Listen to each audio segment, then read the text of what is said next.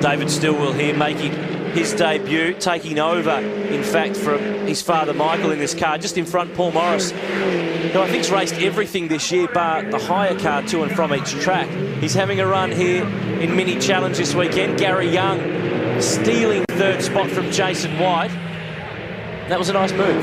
Yeah, you're just referring back to Paul Morris. I mean, Paul Morris, another one of these guys prepared to stick his head in just about any championship. And I think for a championship like this, to have Paul in here is a great thing. I mean, Paul's not backward in coming forward. He doesn't mind sometimes sticking his nose where it's not wanted. But I think it'll sharpen a few of these guys up. And, you know, he throws a little bit of entertainment value in there, doesn't he? Absolutely. He's filling in, in fact, for Todd Wanless, who's been a regular in Mini Challenge this year, who's got some sprint car racing commitments, and in fact Paul's been doing a bit of sprint car racing himself, so I really don't think there's anything that he hasn't had a go at this year. At the moment he's 8th on the road, just behind Scott Bargwanna.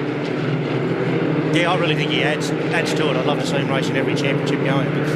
Now this is Nathan Gear in the Deco car. This is Grant Denya's car that Nathan has taken over for the rest of the year. He really did come on the scene at the start of the year, out of Victorian State Series racing, has really been impressive. He slipped back to 3rd in the championship with a tough weekend this weekend. He's just back in position 10 and struggling to come to grips with Symmons planes and some problems with the car. But nevertheless, first up year in this level of motorsport, to have guys like Stokel and Bargwanna and Morris around, that gives you a good barometer as how you're going. It does, and it comes back to the point earlier. It's a little bit like categories like Carrera Cup. You'll find that team managers in time will start watching this category and using that barometer to gauge young talent, and you have to do it in a series where the cars are very close. Now, Aaron, I've got to pick you up. That's pronounced Deco Rug, and gee, that's Orcon on the windscreen there as well. A couple of fantastic sponsors, great to see. I'm having a throwback to 2002. Fellow in a Falcon V8 supercar lurking around. Now that was someone running slowly there. That was Jason White. Yeah, I thought it was. He was up running in the top few, but had a bit of an issue there. So he's dropped back to 10th spot now. So that gives Nathan one more spot and a couple of more points to try to keep himself in this championship fight. But Stokel's driven away. 1.1 seconds the gap. Jason Ackermanis is up to 13th. He's got a couple of them behind him. He's got a few seconds on Stuart Appleby, so Acker's winning the fight. Replay in car. Now that's what happened to Jason White. Ooh. Exit stage right. That could have turned ugly. That was the view from inside Neil McFadden's car. He's 5th, so it's Stokel from Bargwanna.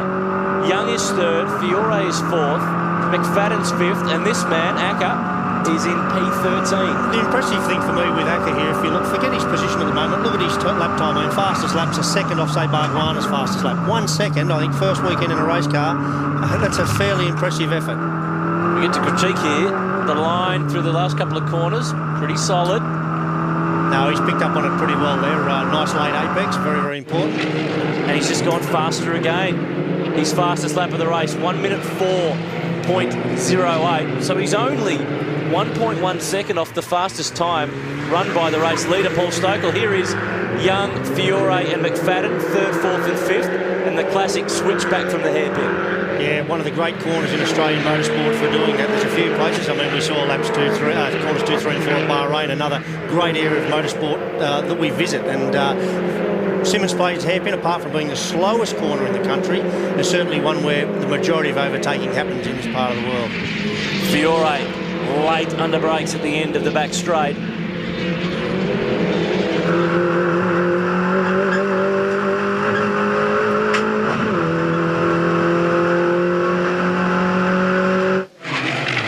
Over the crest at turn 1. You've got to change the car in terms of its direction pretty quickly there. Jason Bargwanna has just gone a little bit faster than Paul Stokel. The gap's down to 0.7 of a second with 4 to go.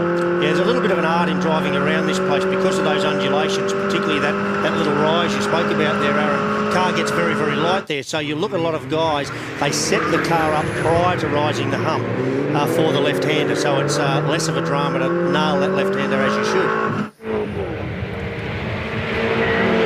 Lap 11, and in a Mini it's a little slower than in a V8 supercar. There's a bit more time to look at the gauges.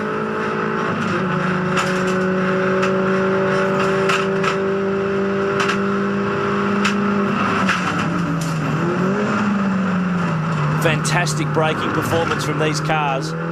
You can hear the heel and toe there, which is the whole art of raising the engine RPM to match the gearbox as you're down changing through the gears, and it's good to hear those guys doing a nice job of that. Some of those less experienced guys, I guess.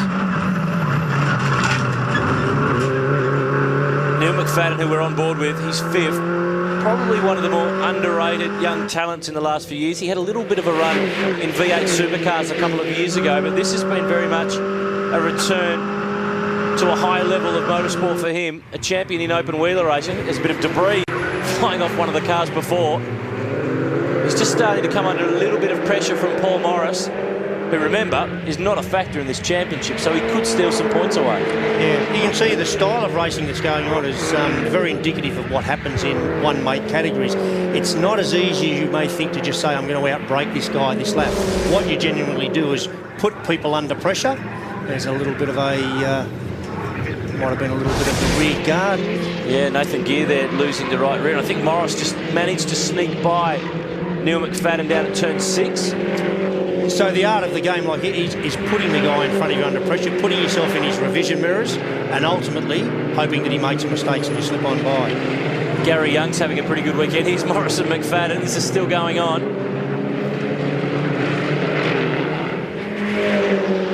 He just makes it on through. Stokel's margin to Bargwanna is pretty even, 9/10 of a second. So Stokel really does have this one under control. McFadden, a little bit of a feint. Morris protects.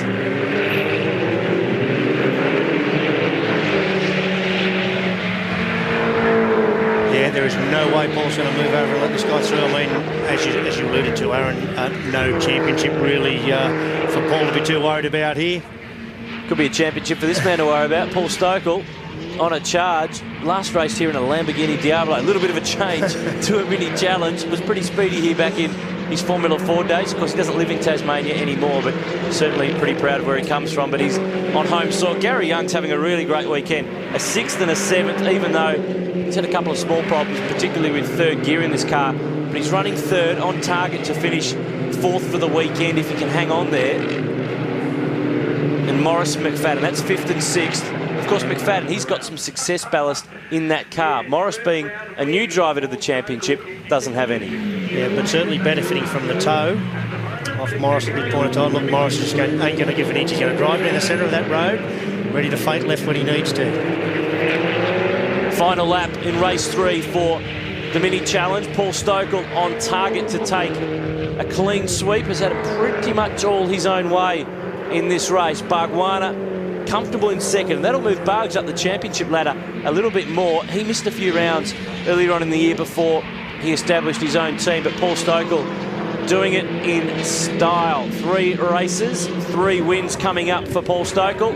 He'll cruise it home, and certainly means that this championship, when it goes to Oran Park in 2 weeks' time, is far from done. Jason Bargwanna 2nd, Gary Young is 3rd from Paul Fiore, and Paul Morris took 5th from Neil McFadden, who manages to finish 3rd for the round behind Stokel and Bargwanna. But all Stokel again, 3 in a row. Bargs up the front. A case of situation normal in race 3 for the mini challenge. David Stilwell, Nathan Gear, and the local Jason White rounding out the top 10.